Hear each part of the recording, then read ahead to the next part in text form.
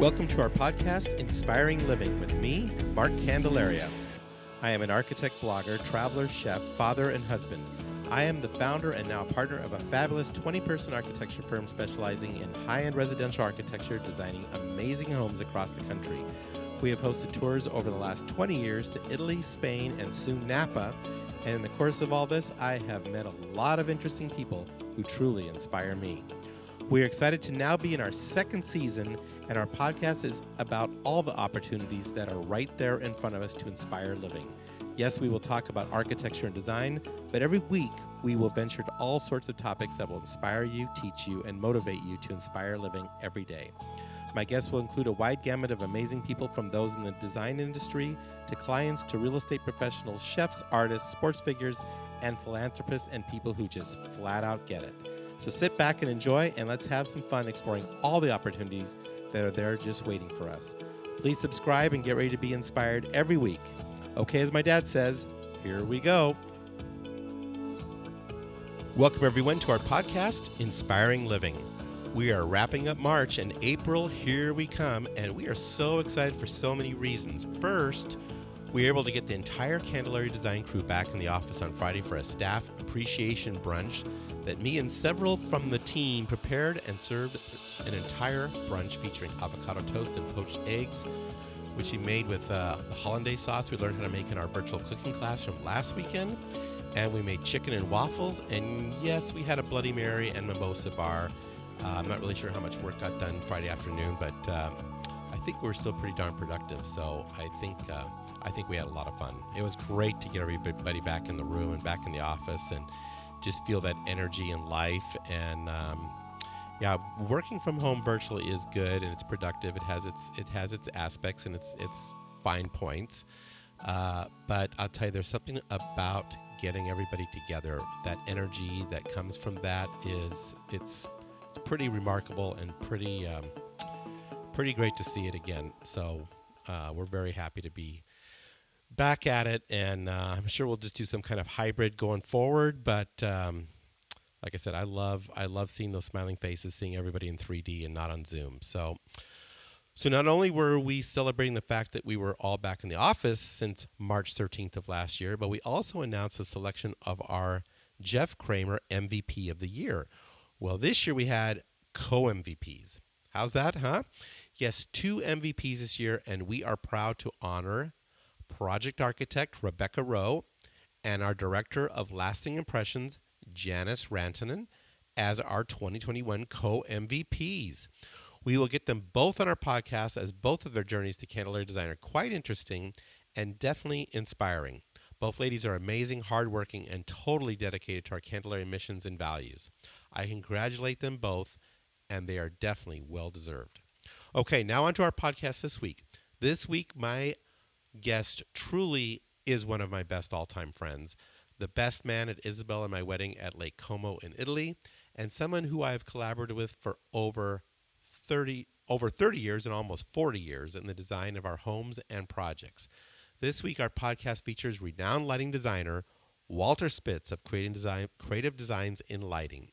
You will love his podcast, and Walter's story is most definitely inspiring. Okay, here we go.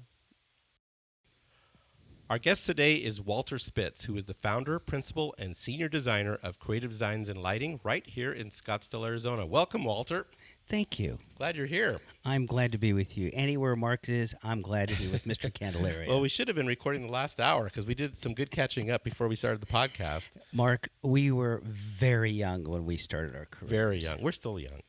Young at heart. Yeah, young at heart. So I'm 60. 65. 65. Can you in believe July. that? Yep. It has been a great ride, Mr. Candelaria. Oh, my God. We've had a lot of fun. We've done some amazing projects over the years. Oh. I think our first project was back in 1987, is what I recall. Residence. The Eaton Residence, right? Over there on the side of the hill. Mansion. Paradise Mansion Road, right across from the Hormel Mansion. The Hormel Mansion. Yep. And we've done several houses on that hill. The first one for Nancy Handley was on that hill, if I remember. That's right. Yep. Randy Kendrick's on that hill. Yep. Several of our. Not a bad hill.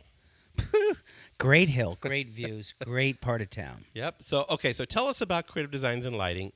Give us a quick overview for those listening who are not aware of you and your company. Tell us about Creative Designs. Creative Designs Lighting is primarily an architectural lighting design firm that caters to clients that want that special look. We have the ability to create drama. We have that ability to create a museum environment within a private home. But we also do some unusual commercial projects. There's a lot of restaurants that you're going to see, hospitality work. The need for lighting, whether you're selling exotic cars or whether you are displaying your private home collection, or whether you have a private underground shooting range, lighting is a piece of the pie that helps complete the picture. So you can have a beautiful home with a beautiful view, but during the evening hours, if you don't think about the lighting and how the lighting affects the view and how the lighting affects the people and how they feel, you're missing a key ingredient. Totally. And I always tell my clients that when we do our lighting design meetings, it's just what you just said. Lighting touches everything. It does. And so as we talk about the lighting, we talk about the millwork, we talk about the countertops, we talk about the room space, we talk about the reflection of the light in the windows. I mean, it goes over every little element. So I try to have the whole team there when we do these lighting meetings. My clients say, why is everybody here?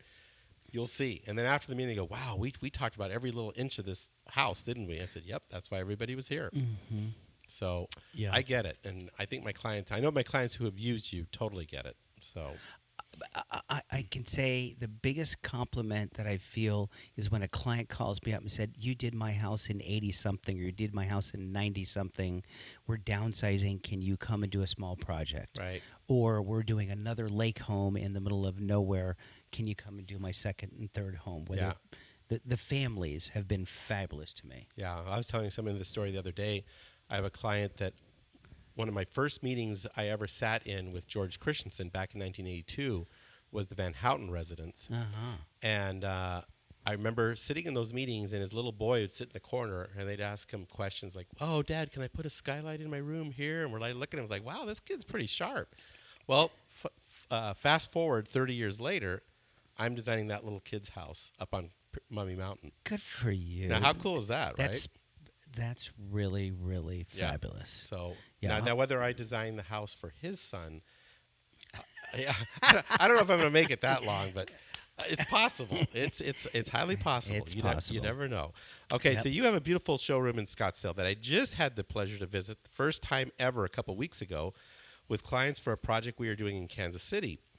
Now, I remember you and your showroom on Indian School. Those are the days I remember. We'd walk into your showroom, and then we'd go downstairs. Yes. And I used to love that because it'd be 115 gazillion degrees outside. We'd go down to the Walter Spitz basement. It was Little nice ice. and cool Yeah. and dark. And Yeah.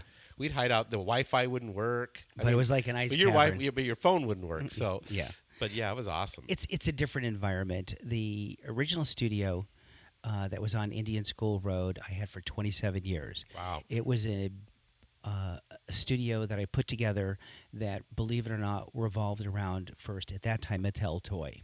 I was doing a lot of work on the road with Mattel Toy, and we were able to create images. Back in those days, they were hard metal stencils. We were much more involved in that early era. I believe we completed that showroom and moved into it. It was my 30th birthday, Wow. so 86. 86. It was more related to how do you light cosmetics, how you light a stage, how you light a runway for entertainers, and how you light nightclubs, and how we lit all the crazy, believe it or not, the disco era was still trailing off at that point. Yep. I've had the very fortunate opportunity to have the whole gamut of the industry, from live theater to events to private parties to El Charros, and today to the Biltmore hotels, and it's just been a great ride. But truly, what I needed to let everybody know is the lighting industry is a living, breathing, changing industry. Right. Every day, every week, something new is coming out. Now it's circadian rhythm. The year before, it was red, green, blue, and everybody wanted color shifting. Right. Everything is changing in our world. It's smaller, it's more aimable, it's more adjustable, but more importantly, it's all about how it makes you feel. Right. So when you walk into a home that's thought through the lighting and you've got the interiors at your hip and you got the architect at your hip, you're able to set a mood that is magical. You try to hide the source, you Right. try to make everybody feel healthy, and you don't want to notice the equipment. What you want to notice is the effect. Right. And there's different things too. I notice in some of our spaces, for instance, the kitchen. Sometimes you're having a party and you're really not cooking in the kitchen. You want the kitchen to have this romantic beauty element to it. But then there's times when you are in the kitchen and you're cooking at night and you need the lighting so you can operate. And you have to kind of accommodate both sequences or scenarios so that it works both for both types of events. I'm going to give you another extreme example. Okay. Sometimes they get brought to the party to do an underground or a ground floor car collection. Yep.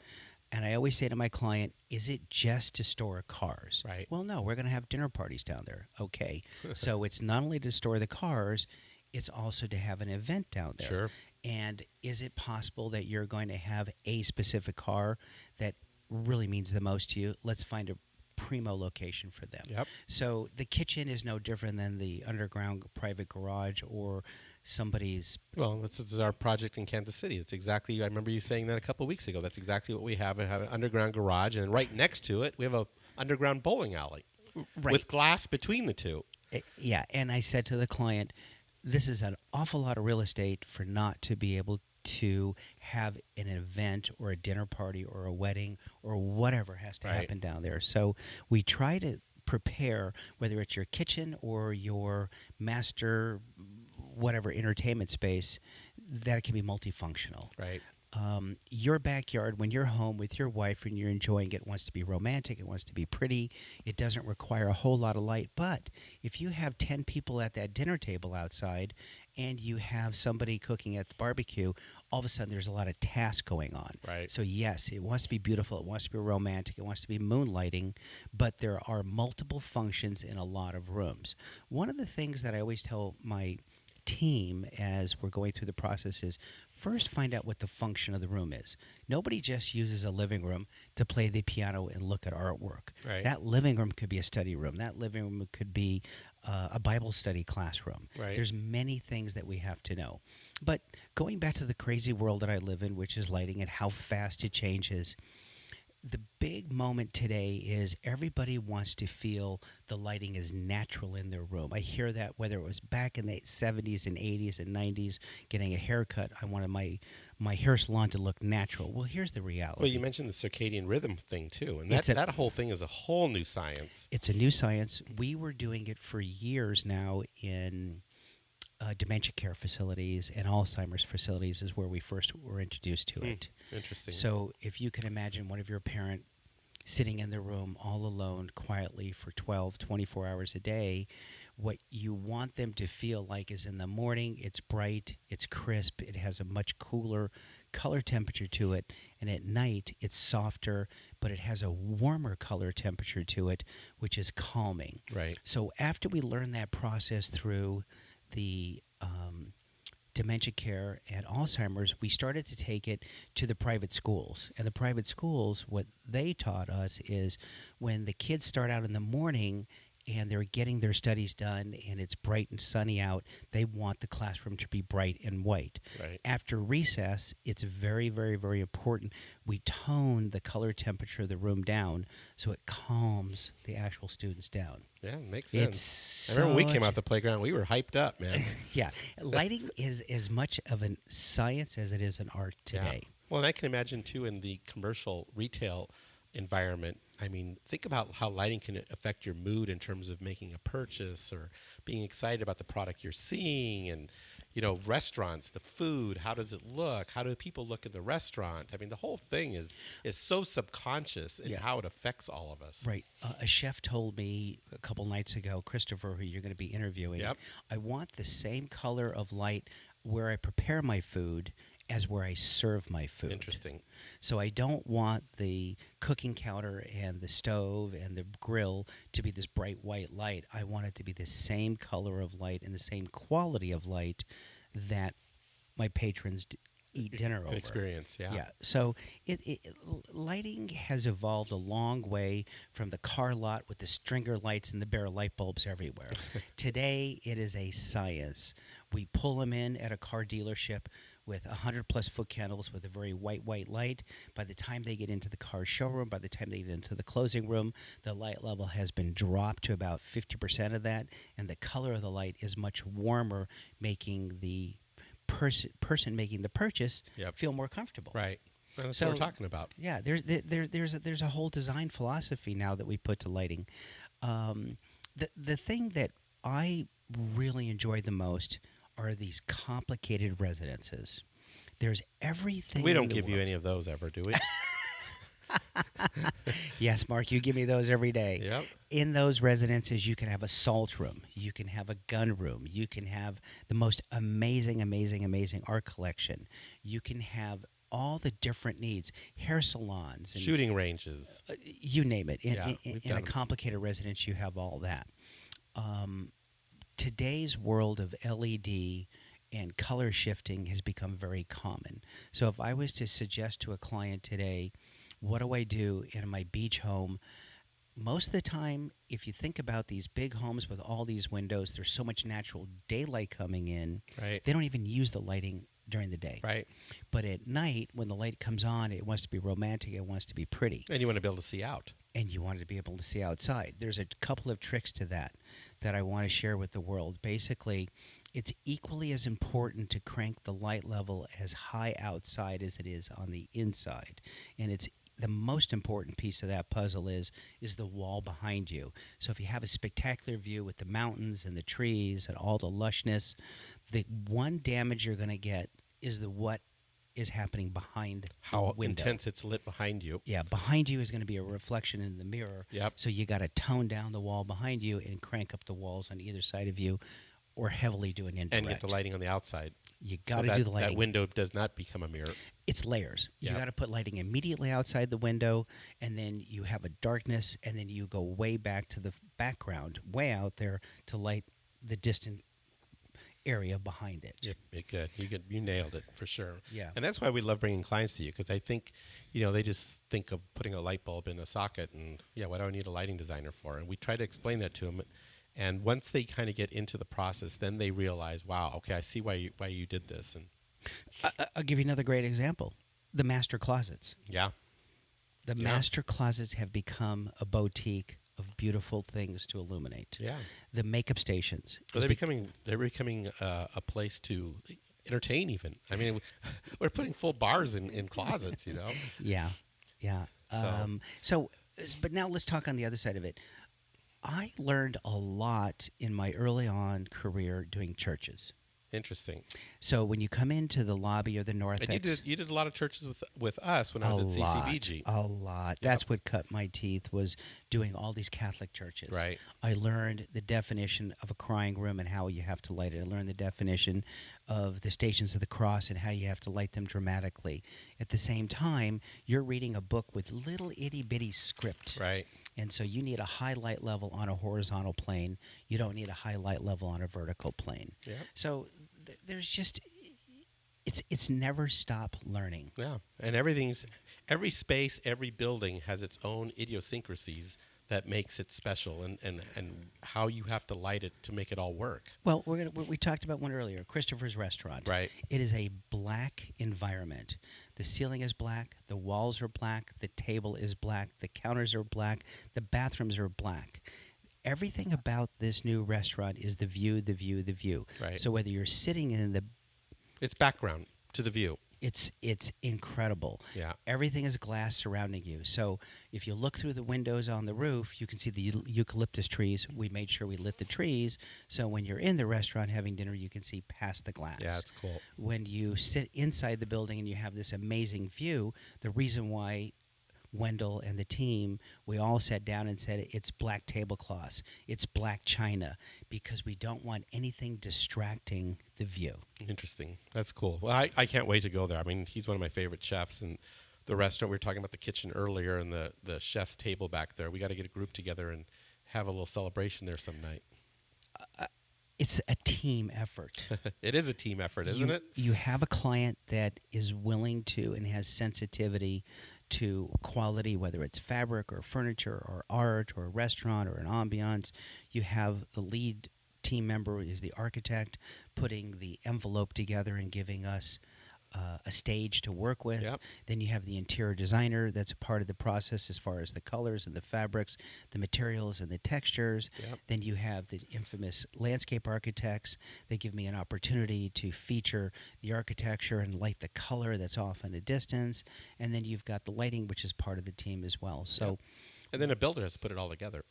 The builder, listen, I always said if you have a good architect and a good builder, you can pull off almost anything. Yeah, we've been blessed to work with some amazing builders over the years, haven't we? The best builders. Yeah, for sure. The guys in this town that we work with now are amazing. I admire them. Absolutely. So, okay, so where were you born? And tell us the story from growing up to how you got into this whole lighting business. It's completely different than what you would think. I was born in Bronx, New York. Okay. I was a little child in a very conservative, Orthodox home. Both my parents are Holocaust survivors. Wow. So here I was in New York City. My father had a brownstone, and we were at the top floor. And then literally you came down the brownstone stairs on the inside, you walked across the street, and boom, my father had that little grocery store and sandwich deli shop right in the corner. Your typical New York location was probably 15, 20 feet wide by 30, 35 feet long, just a long, skinny building. And I was a child. We moved out to Phoenix. Now, why did you come out to Phoenix? What? My father has one brother that survived the Holocaust, and he was in Phoenix, Arizona, and they were in the hand-making wig business, which is what my grandparents were in before the war broke out in Budapest. Wow. So, he convinced your family to come out here. He convinced my dad and my mom to come out. My two sisters and I jumped on an airplane. I remember very specifically. It was a day I'll never forget. My two sisters were wearing a matching dress with a flower print. I was wearing a blue suit, white shirt, and red tie. We got on this airplane. That's probably the last time you ever wore a tie, isn't it? That is the last time I probably ever wore a tie. Yeah. You're not a tie guy, Walter. I am not. I am just the guy that likes to be comfortable. Yes. And so we land in New York. We land in Phoenix from New York. What year was this, roughly? It was to put 64. It in context, 64. Okay, so you came over with Paul and John and Ringo and went out to Phoenix. And I was in private school. It was tough. It was a very strict school. I was never that student that everybody always wanted me to be, as you can imagine. If you're not a lawyer, then you're a doctor. If you're not a doctor, then you're an accountant. Yep. So it was that pressure. Somehow, some way, somewhere, I wound up getting a job, if you can just imagine this, in a lighting store. Huh. Right on 12th Street in Camelback, there was a place called The Lighthouse. Yep. And I managed to go to work there part-time, and then I went from there to another bigger lighting store called Hinckley's Lighting on Central Avenue. Yep. I was working for Bill Hinckley. So I managed to work in a lighting store all the way through high school. While I was going into my high school courses, I fell in love with live theater. So I was very involved with the thespian group. I was very involved with the drama group. I was very involved with the dance group. And I was always the guy building the sets and doing the lighting.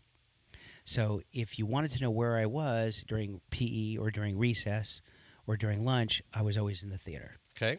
So here I was. I was this little scruffy little high school kid and pre-high school even, and I was always running down to community theater and working all night doing volunteer theater and doing the stage lighting and doing the props and doing the sets because it was the magic I loved. I loved the fact that you can walk into the theater, you sit down, you open up the proscenium curtain, and it's magical. And that's what got me in the industry was theatrical lighting. From there, I jumped on a hitching post, so to speak, and I put my thumb out, and I wound up in Banff, Canada. Wow.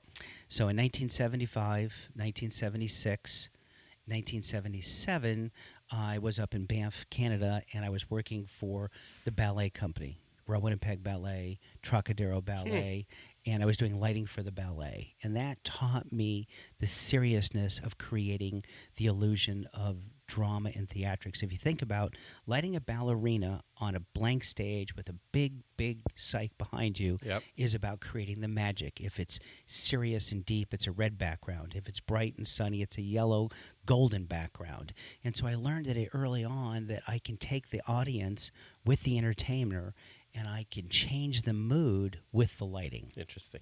So That's cool. that's what it taught me. So I came from the theater. I came from being in the rock and roll. I came from being a roadie, so to speak, with the ballet company. Came back to Phoenix, and shockingly, I needed a job. I needed money. I wanted to go out. I wanted to date. I wanted to do things. So I started a little business with my father's station wagon doing discotheques and nightclubs. That's awesome.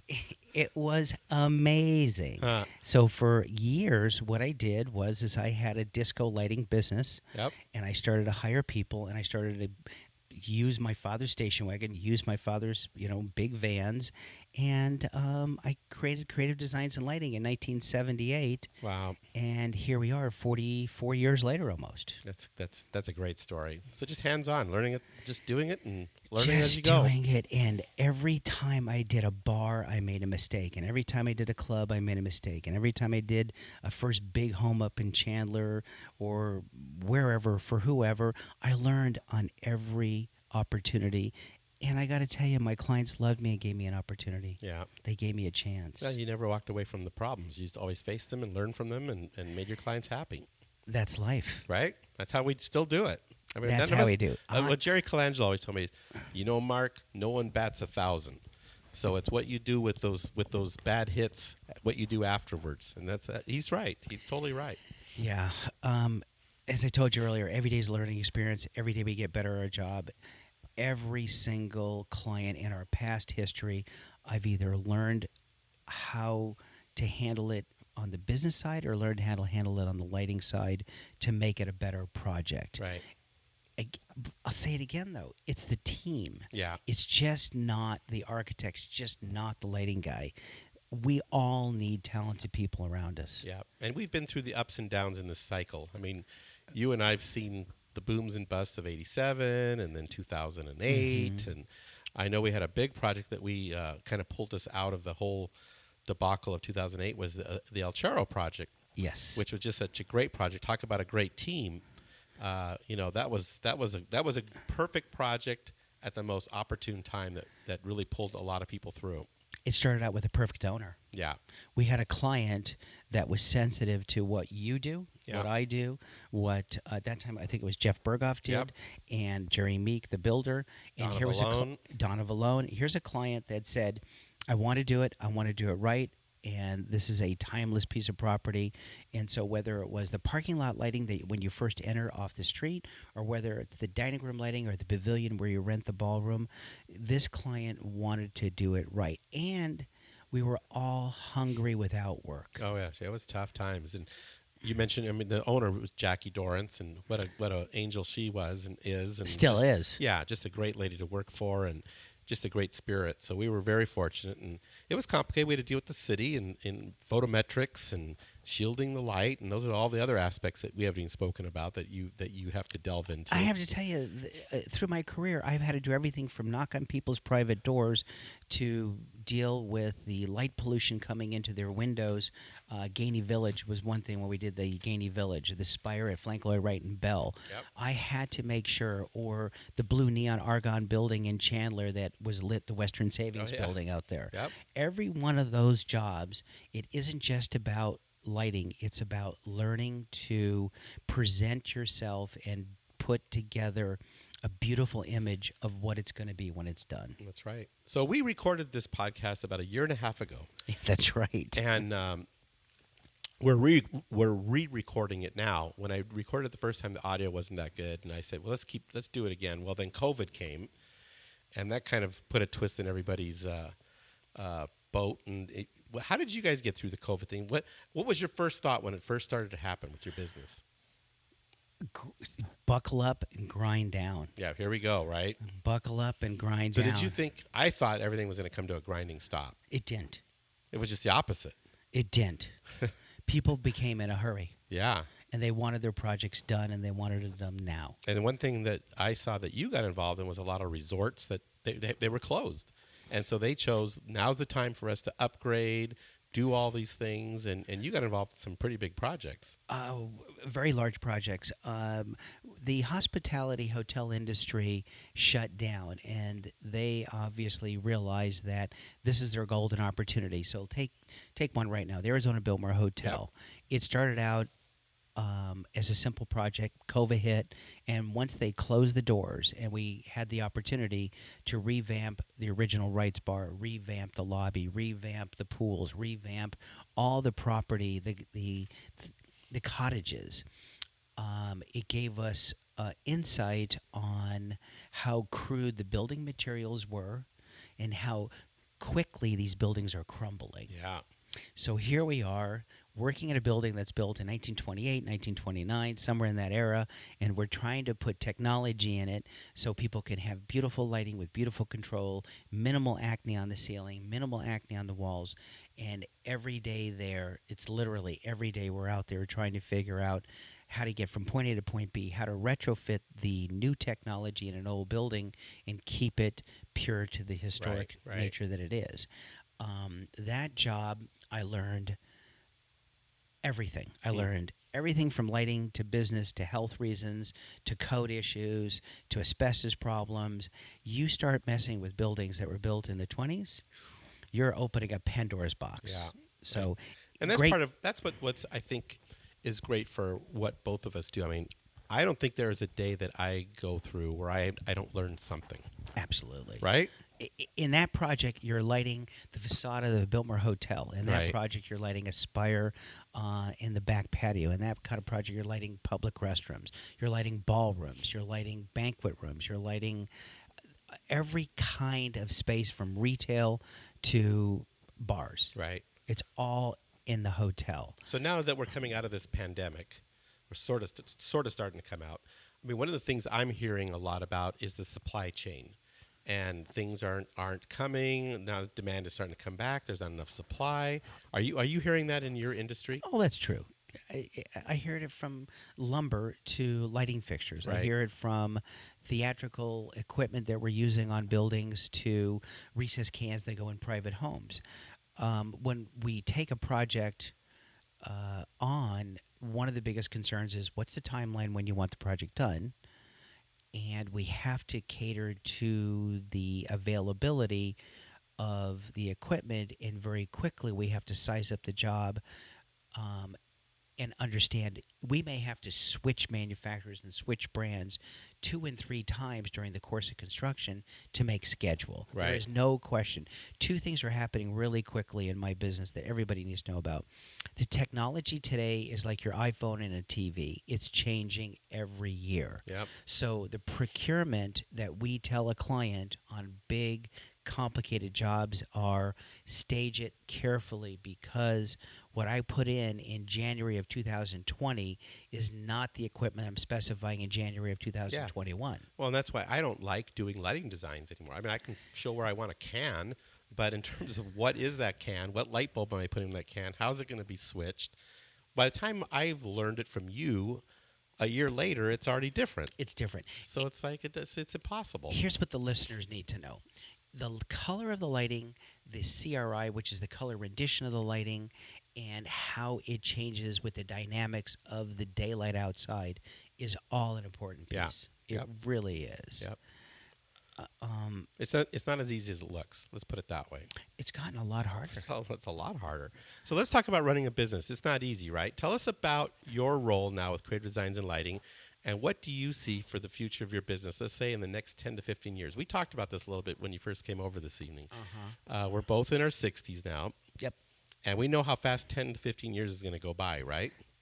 The last 10 went real fast. Yeah, really. The last 15, They keep going faster and faster. I blinked and it went by 15 years. Yeah. So where is Walter sitting 10 years from now? I still love sitting down with a client and creating the design with a client that gets it. Well, you're amazing. I just love, like last 2 weeks ago when we had that meeting, I just loved just sitting there watching, listening to. I I want to understand what my clients' needs and wants are because I want them happy. Right. I really do. My role today is obviously the lead designer, the owner of the company. I have a great team. I I challenge every day on the financial side. That's like a different side of the brain than the creative side. Right. My goal for myself is to be able to work until I can't work anymore and pick and choose the most amazing projects, whether it be an event center at the Burning Man or whether it be a private home in Dearborn, Michigan. Yeah. My enjoyment really is working on projects that are unique. But one of the greatest feelings in the world, Mark, is when I can drive by a project that's 30, 35, 40, It's pretty cool, isn't it? 45 years old, and I go, oh my gosh, it's still there. Yep. And it's still being enjoyed. And I tell you, another one that kind of dawned on me the other day. I've had some houses now that have been occupied by, two or three different families over the years, and just to see, to make new relationships with the people who've purchased these houses. I didn't even design the house for them. They're living in a house I designed for somebody else, but they're enjoying it and they want to tweak this or tweak that, and it just keeps going on and on and on, and it's really fun to watch it evolve. Well, let's take the Van Weldon house. I was in the house 2 months ago, and the client said to me, I didn't realize what a great piece of architecture was until I had the opportunity to live in this house. Yeah. Most people don't. I mean, until they flow through it, experience it in the day and the night, and live in it, they don't get it. But once they do, the little light comes off. Pardon the pun, and it's like, wow, this is really beautiful. Yeah. So, what have been some of the keys to the success of your business? Would you say? What are some of the good lessons you've learned? It's the people. It's the people, right? Everything that I have to tell myself and where I'm at in my career, in my industry, it's the people that surround me. Yeah. It's my architects, it's my designers, it's my staff. Yep. It's my relationship Which, with by the way, Sandy has been with you how many years? 28. 28. She's been on my Italy tour, which we're going to go to next here in a second. What an amazing woman she is. I mean, I've always known Sandy. She always greets me when I come to your office and your studio, and there's Sandy, blah, blah, blah. But until I took her on the tour, for 2 weeks and really got to know her. You are blessed, my friend, with an amazing lady. Yeah, that's amazing. I met her at a Lamaze class when my son was born. Interesting. And I said to her, if you ever want a job, why don't you look me up after your kid gets a little You're the only older? guy I know that recruits people at a Lamaze class, man. Yeah, that was an odd one. So again, I'll just say it's the people as a whole. Sure. It's the builders. It's the architects. It's the relationships that it is, and my people have to be concerned and want to please the client. Yeah. It doesn't matter if we're working for ASU on a new crazy building or if we're working for a homeowner that is building a little 2,900 square foot little beautiful little jewel box. Yep. It's the people that work for us and the people that work around us. So that's the number one thing. It's all about the people. Exactly. So you've been on a few of my Candelaria design tours, Italy a few times, and my Spain tour. And in particular, the time you flew to Italy on a spur of a moment to be the best man in Isabel and my wedding on Lake Como. That was incredible, wasn't it? That was an amazing trip. I think Italy 3 times. Okay. Spain 1 time. So I've done 4 trips with you. Yep. Loved every one of them and ready to go back as soon as there's another one available. Aren't you ready? I'm ready. Oh, I'm so ready. We have some fun on those trips. And I think the best part, again, that just ties into what you said about business, are the relationships and the friendships that have come from those trips. My best friends today I met as a client. Right? They've become my best I say that friends. in my interview. I said, look, one of the things that I always strive for is my goal is to give you a beautiful house, but also make you one of my best friends. And they look at me like kind of strange. I said, look, you don't have to become my best friend, but I'm going to approach everything as if I wanted you to be my best friend. And consequently, what has happened? You got a handful of them that I cannot believe. Right? I mean, that's what makes it so much fun. Yeah. As we get older and more mature and more comfortable in our own shoes, so to speak, really what we really want is to build a relationship and have that feeling of comfort when a client calls up and go, 30 years later, pick a name. Sheila Schwartz is calling up saying, hey, I'm downsizing. I'm moving into a condominium. Can you do it? Yep. But more importantly, they're friends to the family now. Sure. Totally. Yep. And They we want know to know them. how. They ask, "How are your kids doing?" Right. Well, truth be told, they're all grown up and have kids of their own. Well, and So that's another thing that, you and I have been such good friends over all these years, and we've been through the ups and downs of the economy and our personal lives. We've gone through some divorces, me a few more than you, thank God, for you anyway. We've got great kids, and now you're a grandfather, right? I do have this little 2-year-old. Aria is her name that stole my heart, Yeah. and she celebrates her second birthday in about a month. Wow, that's awesome. And it has given me a different value and perspective to slow down, smell those roses, Yep. and Don't sweat the small stuff, don't sweat the small right? shit. I mean, it's like, why even waste time on it? There's going to be small shit tomorrow too. So who cares? Here's the thing, though, Mark. You and I have laid a bet. I know you've done the same as me. If the client's not happy, we're not happy. Right. I don't care who he is. Well, if or our significant others aren't happy, we're not happy. exactly. Right? We've learned that lesson. Yes. Yeah. So we Life- got to make time for them too, right? Yeah, life And you're is- blessed now. You have a beautiful girlfriend that you've been with now for what, a couple of years? Almost 3. Almost 3. Kathy. She's fantastic. Yeah, that has made it easier for me to work late or Yep. say I need to make a And client. she gets it. She gets it. Yep. She's has an eye for detail and a heart for everybody around her. And when she gets with my client and the two of them are having a meal and I'm off running around their house trying to make everything look beautiful and set the scenes, at the end of the evening, most, if not every client that I've ever introduced Kathy to has said, "You make sure you bring her back." Right. It's nice, isn't it? It's really appreciated. It's really appreciated. So speaking of not sweating the small stuff, a few years ago you had a little health scare. Tell us about that. I did have a small health scare. It wasn't so small. Yeah. I was hiking Squaw Peak coming down on my birthday, July 9th, 2015, and my heart did not allow me to breathe because it was outgrowing the space that it was available in. So at the end, to cut it to the chase, August 23rd, 2015, they split me open thinking it was going to be a surgery that I would be out of the hospital in 3 days by removing the extra cartilage around the house and replacing a couple of veins so I could Yep. get more blood flow. 72 hours later, I was ready to go home, and 3 doctors in the room, along with my own family. Somebody unplugged the pacemaker, and I went into AFib.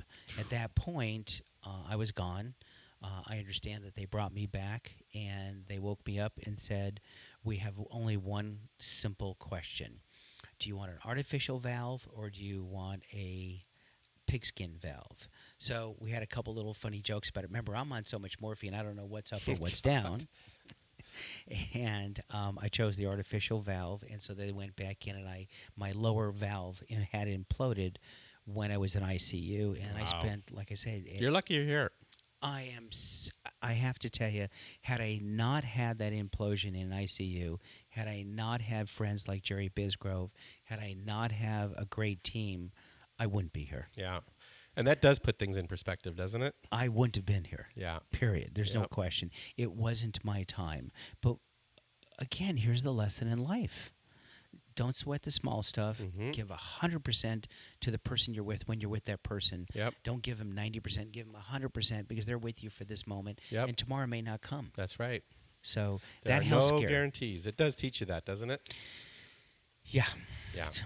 How- I've had that lesson knocked on my head a couple times, so I got to keep learning that's the case for sure. So how do you take care of yourself now? What do you do for fun? What do you do to get You know, away? How do you de-stress? Today Besides was coming on my trips with me. that's a great one. I got addicted to this thing called hot yoga. Okay. And Isabel loves hot yoga too. It's one of her favorite things. So I'm into hot yoga. I'm doing it as often Now, as where I do you go? I go to a place right down the street from here called Radiate, 40th Street and Indian School Okay. Road. There's classes from 5:30 a.m. until 7:30 p.m. And I always take my fine little corner off to the far right. I walk in, I do my gig for an hour, I walk out of there, and I feel so refreshed. Yeah, that's awesome. I feel so happy that I can, at 65, I can still bend those bones. That's amazing. That's good. I think that's what helps me sustain the hours that you and I go. Yeah. Well, Uh, I have a good buddy, my friend Bill the barber, who's 93, still cuts my hair. oh, I met him. He was here for dinner. That's right. So and spoke to him the other day. He's doing good. He had a pacemaker put in a couple months ago. But that's one of the things he does. He goes, I get up every morning and I do my stretching. And he says, I stretch all my muscles. I stretch, and it helps me, keeps me limber, keeps me going. So I think you're on Wow. the right track, dude. Love it.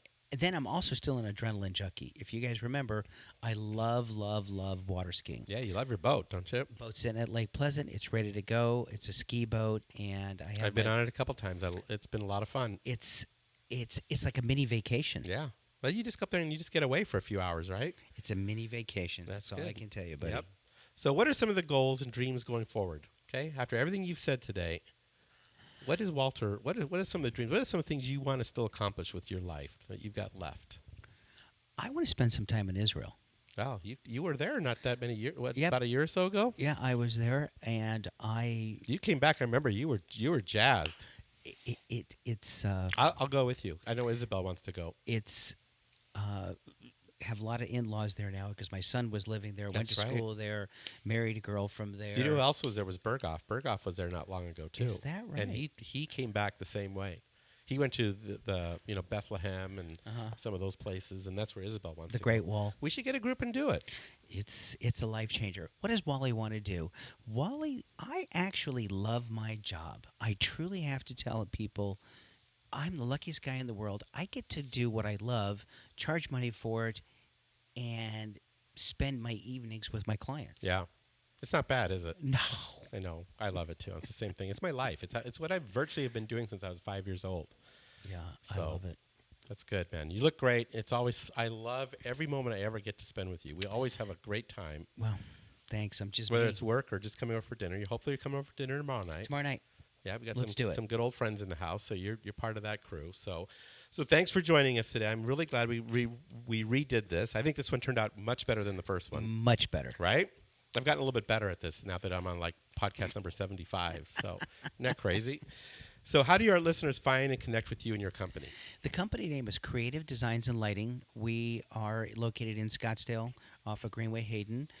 We have a strong website that you can look at and see everything from Yeah, it's very cool. Check it out for sure. residential to hospitality to industrial to every piece of the industry we touch. Yep. Lighting is an art form that you can take the theater and put it into any of the other forms of architecture. Yep. Whether you're doing a car dealership or whether you're doing a private home and anything in between.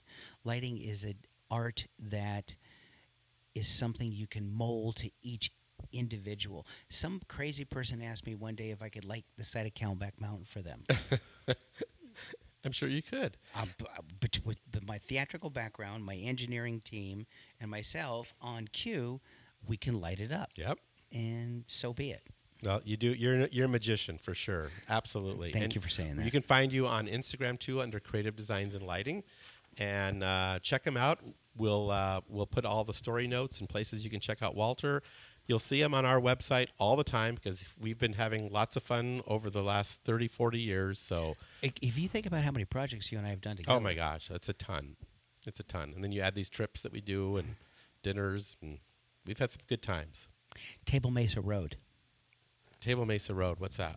There was a house we did way up there in the middle of nowhere. You have a better memory than I do. All right, my friend. Well, thanks again. Awesome. Let's keep going, huh? Take care.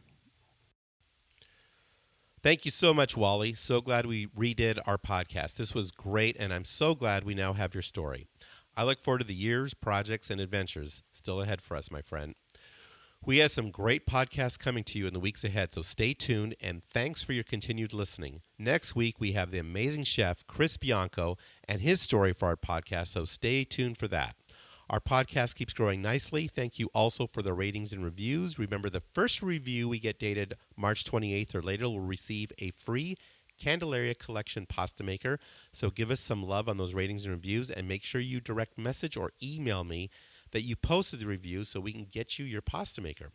We just gave one away a couple weeks ago, so thank you. We love giving those pasta makers away.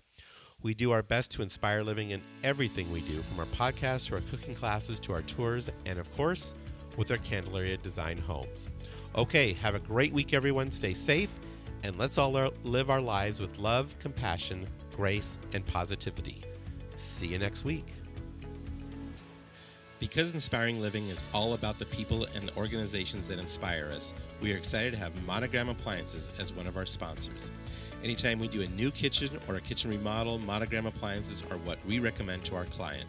Their appliances are the definition of luxury, meticulously detailed using the finest materials and an ownership experience that is second to none. This is how Monogram is always thinking ahead and inspiring and elevating the kitchen experience. Because at Monogram, they don't just elevate one thing, they elevate everything. I want to say a big thank you to my good friends at Stockett Tile and Granite Company, where your project is our priority. I want to thank the Stockett team along with so many others who contributed to the success of our fabulous demonstration kitchen in our new Candelaria design office expansion. You will have to check out our online video cooking classes, and our kitchen is amazing. I've had the pleasure of working with the Stockett team for nearly 40 years on many spectacular projects, and trust me, they are the epitome of excellence when it comes to tile, marble, and granite work, bar none. Their skill and customer service is impeccable, and the bottom line is they are just good people. I have traveled with, dined with, and just had good times, both personally and professionally, with Dave Stockett and his lovely wife, Becky, and they are the best.